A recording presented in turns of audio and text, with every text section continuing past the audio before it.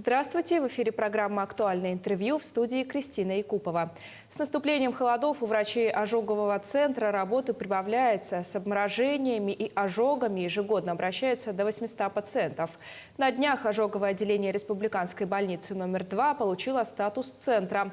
Что это изменит в оказании медицинской помощи, какие существуют меры профилактики обморожений и ожогов, как правильно оказывать первую помощь при таких случаях, поговорим со Светланой Семеновой, руководителем ожогового центра Республиканской больницы номер 2, Центра экстренной медицинской помощи.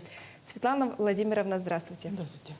Возглавляемое вами много лет отделение получило статус центра. Как это изменит работу врачей и повлияет ли на порядок и объем оказания медпомощи?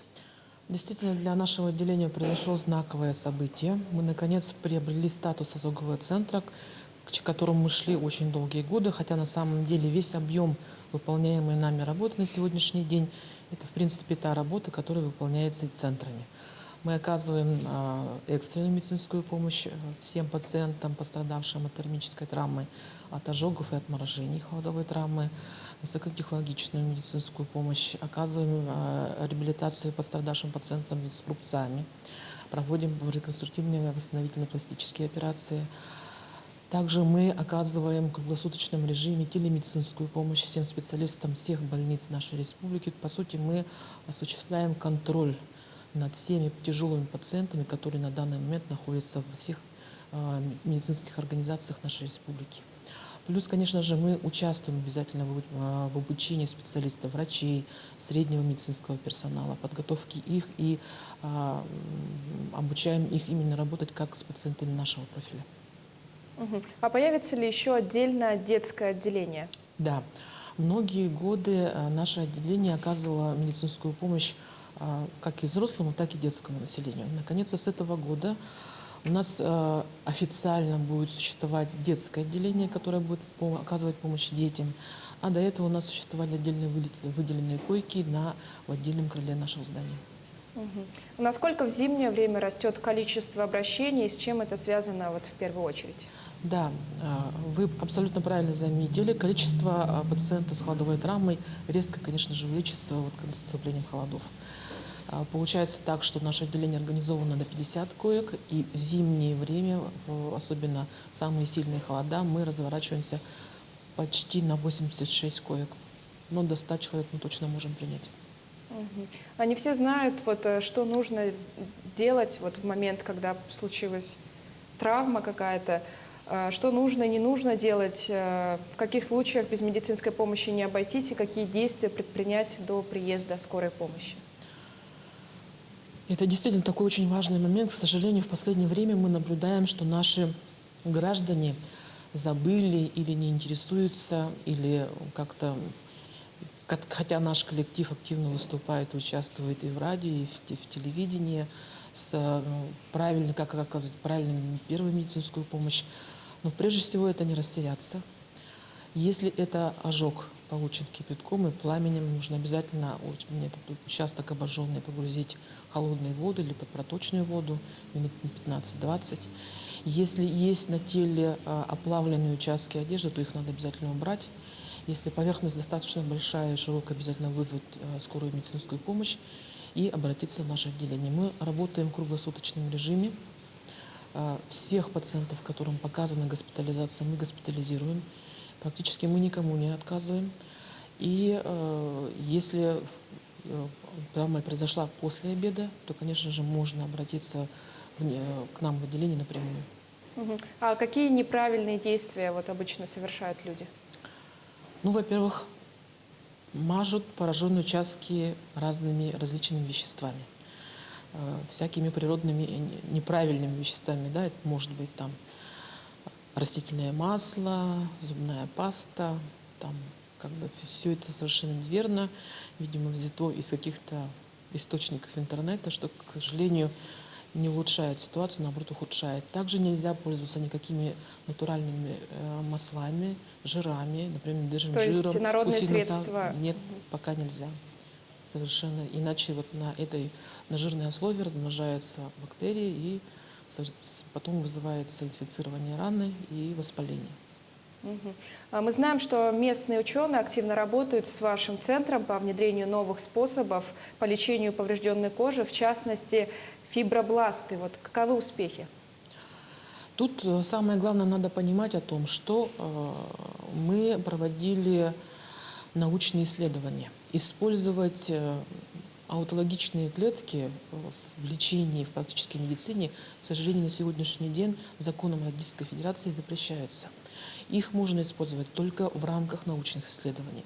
Нами было проведено научное исследование с использованием собственных выращенных дифференцированных аутофибробластов. В принципе, были получены неплохие результаты, но тут нужно понимать следующее. Это дорогостоящий метод.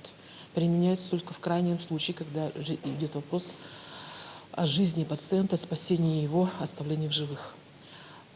Использовать широко этот метод на сегодняшний день, я считаю, лично как специалист, во-первых, это неправомочно, во-вторых, это местами может быть немножко опасно, потому что недифференцированные клетки, это, по сути дела, неуправляемая дифференциация, поэтому есть все равно риск остается. Поэтому, конечно же, мы получили неплохие косметические результаты, мы получили укорочение времени лечения, но само время культивации, оно очень длительное. На сегодняшний день наше отделение умеет лечить так, что мы, в принципе, до срока культивации успеем уже заживить вот эти раны, которые есть у пациента. Поэтому на сегодняшний день выходит на первое место лечение искусственно-раневыми покрытиями, но и общее комплексное лечение, когда учитывается все состояние всего организма пациента, потому что одним местным лечением мы не обходимся, мы смотрим организм человека в целом. Мгм. А какие современные методы вы используете? На сегодняшний день речь идет у нас о внедрении многих инструментальных методов лечения. Мы сейчас на этапе получения уникального оборудования для апробации его. Мы будем первым в России, кто проведет испытание аппарата, который регулирует внутреннюю температуру человека. Это при лечении пациентов с общим охлаждением. Также на сегодняшний день проводится тоже уникальная апробация. Это мы используем гидрохирургический нож для лечения пациентов с глубокими ожогами, который позволяет существенно укоротить длительность лечения. И мы, по сути дела, в 2-3 раза укорачиваем период лечения. Мгм. А как пандемия повлияла на вашу работу? Вы знаете, конечно, это большой, колоссальный опыт. Но к чести нашего коллектива я хочу сказать, что мы были к этому готовы. Ввиду того, что до этого мы же экстренной больницы, мы работали в режиме, когда была вспышка кори, когда к нам поступали дети с ветряной оспой, в условиях, когда было очень много пациентов с сопутствием тяжелой ОРВИ, в том числе свиным гриппом, птичьим гриппом. Это все было подготовкой к работе с коронавирусной инфекцией. В нашем больнице существует определенный алгоритм, который очень хорошо и качественно работает. Все пациенты, которые поступают к нам в отделение, 100% получают КТ легких, всем проводятся ПЦР-анализы, при показаниях забираются ИФА крови на антитела, и обязательно мы в нашем отделении, учитывая то, что если наши пациенты тяжелые, с тяжелыми ожогами, плюс к этому будет иметь коронавирусную инфекцию, и что будет крайне неблагоприятно сказываться на течение болезни, мы к этому очень строго относимся, поэтому все вновь поступившие пациенты лежат отдельно от тех, пациентов, которые лечатся давно. А это как-то затрудняет вашу работу? Конечно, это, во-первых, очень много нужно медицинских постов, большая нагрузка на средний и младший медицинский персонал, большая нагрузка на лабораторную службу, но тем не менее мы к чести нашего коллектива справляемся с ситуацией и своевременно выявляем случаи инфицирования коронавирусной инфекцией. Такие пациенты переводятся в инфекционную зону республиканской больницы номер 2, и мы в условиях инфекционной зоны ведем наших пациентов. Мгм. Возвращаемся к теме ученых. Вот они изобрели специальные мази. Как вы относитесь к этому? Вообще любое научное открытие – это здорово. Мы приветствуем. Но что касается опубликованных данных в свете массовой информации о получении каких-то мазей от морожений или искусственной кожи, к сожалению, на апробацию те препараты к нам не попадали. Но тут надо иметь в виду то, что мазь от морожений, которая была активно так разрекламирована, она один из этапов профилактики от морожений, но лечение, когда уже есть поражение мягких тканей, органов, да, а искусственно полученная кожа, она никогда не замещает натуральную, действительно живую кожу. И даже если использовать любое искусственное раневое покрытие или даже трупную кожу, она будет жизнедеятельно, как бы выполняет функцию, барьерную функцию кожи и будет как бы защитным барьером в течение 40 дней. Дальше она уже отторгается, и, к сожалению, дальше все равно нужна операция свободной от дермопластики раны. И в конце нашей беседы, вот какие советы вы можете дать нашим телезрителям вот именно с наступлением зимних холодов? Самое важное, наверное, правильно, адекватно оценивать каждый раз ситуацию. Если вы находитесь в состоянии или из-за болезни, или, допустим, после праздников, то в холодное время суток лишний раз как бы желательно на улицу не выходить. Если все-таки запланирована какая-то длительная поездка или длительная пешая прогулка, одеваться в сезон многослойной одеждой натуральными, из натуральных волокон, скажем так, да.